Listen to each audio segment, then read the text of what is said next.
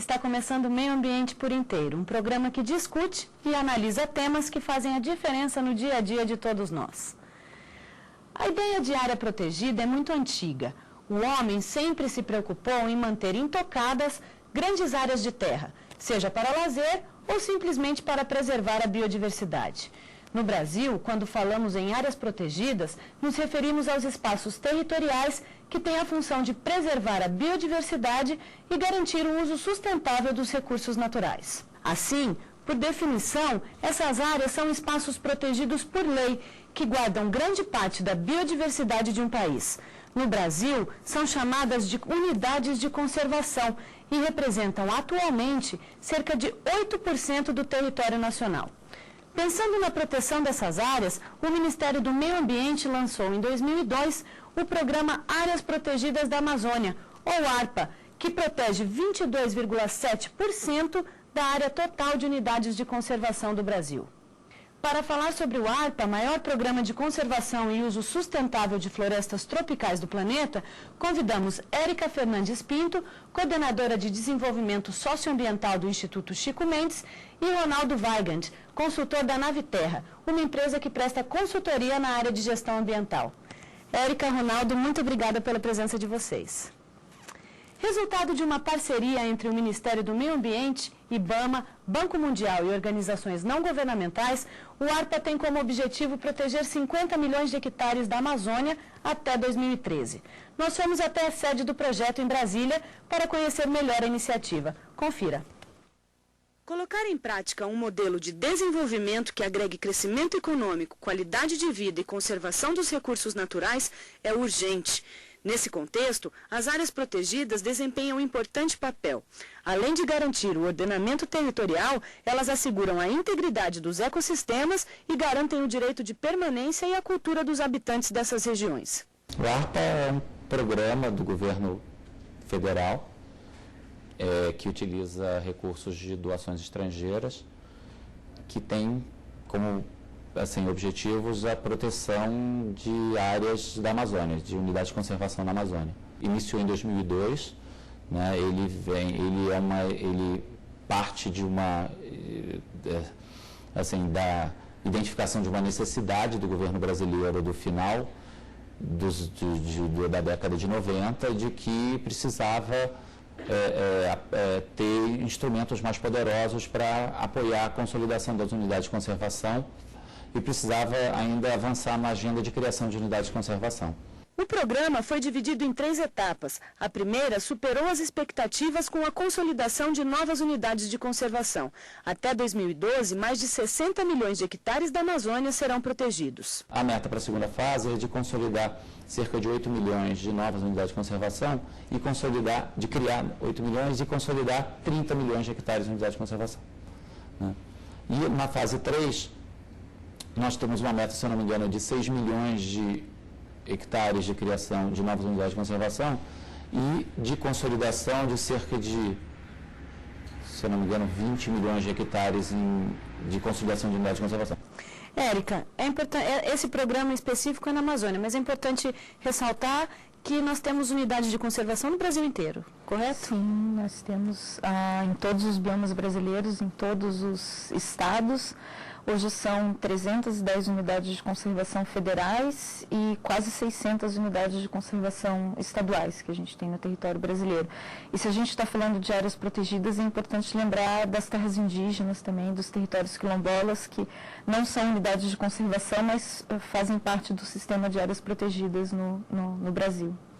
Ronaldo, os serviços ecossistêmicos que as unidades de conservação prestam, não só para a população, localmente e globalmente, quais são?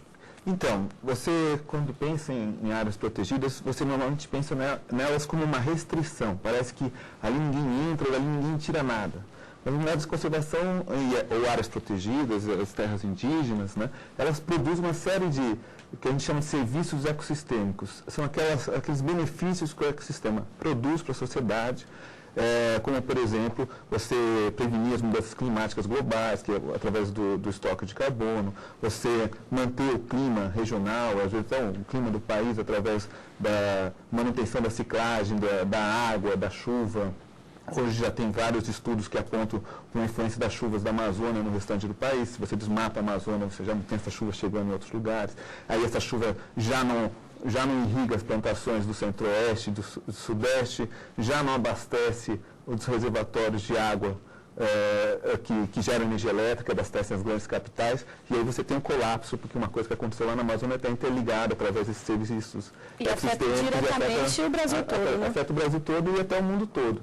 A floresta também contém muitos recursos genéticos que podem ser utilizados na indústria, para remédios, para melhoramento de plantas, né, e até mesmo para o desenvolvimento desses polêmicos organismos transgênicos. De onde você vai tirar os genes para os transgênicos? Da diversidade da floresta, né? Então, as áreas protegidas estão aí para garantir que essa reserva de conhecimento, de informação, também vai estar aí para o futuro. A questão da população local ali, ribeirinha, indígena, como é que funciona isso, Érica?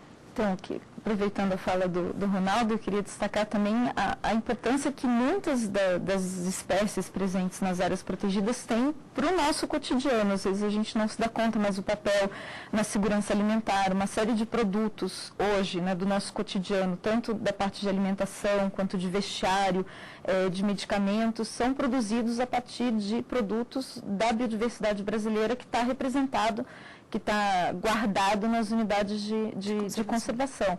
A gente tem um conjunto bastante grande de categorias de unidades de conservação. São 12 categorias diferentes e cada uma tem objetivos específicos. Tem categorias como as florestas nacionais, que têm objetivo produção madeireira, modelos de manejo diferenciados tanto de produtos madeireiros quanto não madeireiros.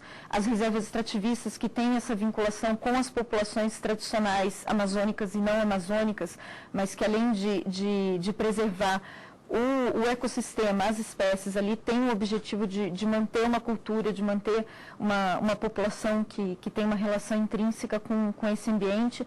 Outras categorias têm o objetivo do uso público, né, da visitação, do ecoturismo, como prerrogativa, e algumas categorias são, de fato, mais restritivas e têm esse objetivo de resguardar espécies que estão ameaçadas, espécies que estão desaparecendo ou que são endêmicas do Brasil ou da região amazônica. Como é que funciona a fiscalização dessas fronteiras, das unidades de conservação? Então, eu acho que até esse é um assunto bom para a Érica falar, mas normalmente o governo estabelece cooperação com o Exército, com a Polícia Federal, e múltiplas agências trabalham juntas, e inclusive com a cooperação das populações locais. O IBAMA e o Instituto Chico Mendes são os órgãos que têm o papel de fiscalização de meio ambiente, além dos órgãos estaduais de meio ambiente e dos órgãos municipais, mas especialmente na região amazônica esse trabalho se dá de forma integrada, especialmente com o Exército, com a Polícia Federal, com a Força Nacional e com as comunidades locais e comunidades indígenas. Ali é o ponto mais complicado mesmo? De se fiscalizar, de se manter uma certa ordem ou não? É o mais complicado pela dificuldade de acesso, pela extensão, mas depende do ponto de vista, porque uma unidade de conservação perto de um centro urbano, ela está sujeita a pressões muito diferenciadas das pressões que estão sujeitas às áreas na região amazônica. Qual que é o papel das unidades de conservação nesse sentido, de alguma forma para amenizar a questão do efeito estufa? Isso acontece com as unidades de conservação? Bom, as unidades de conservação têm sido a medida mais eficiente para conter, de fato, o desmatamento, né? As unidades de conservação e as terras indígenas, porque, em geral, são áreas onde você não pode ter desmatamento, ou o desmatamento permitido é muito restrito. Nas unidades de uso sustentável, você pode ter um pouco de desmatamento em função das atividades das comunidades, mas esse desmatamento é muito restrito comparado com as áreas fora das unidades de conservação, né?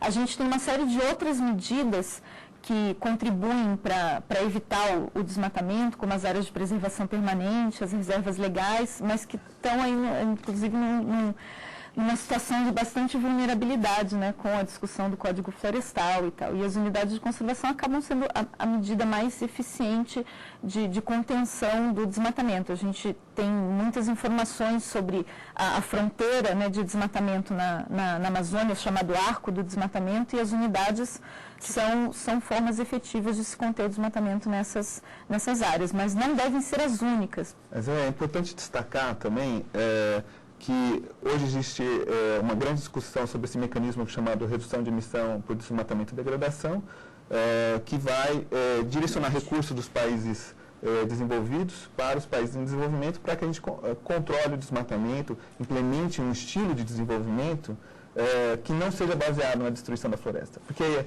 não é só uma questão de restringir, é questão de mudar a forma como a gente gera riqueza. Hábitos. Mudar o hábito e tal. Muito do que a gente faz com a floresta não tem um benefício proporcional ao custo que nós estamos causando à floresta. Né? Então, eu até também costumo dizer que tem uma brincadeira. Assim, né? O que é descobrir quem é que causa o desmatamento? Né? É a floresta. Você pode ver que a agricultura nunca está lá antes do desmatamento ocorrer, ela só chega depois. A floresta está lá antes, o que é bastante suspeito. Né? Se ela estava lá, ela deve ser, o problema deve ser a floresta. Né? Não, mas que floresta é essa? É uma floresta desprotegida, uma floresta que não gera riqueza, uma floresta que não tem governança, que não cumpre, né, o seu papel de geradora de serviços ecossistêmicos no seu potencial completo. Para que isso aconteça, precisa ter investimento público nisso, precisa ter investimento privado também nisso e ter uma mudança no paradigma de gestão, que a gente comece a olhar para as nossas florestas, para as nossas unidades de conservação como base para o nosso desenvolvimento.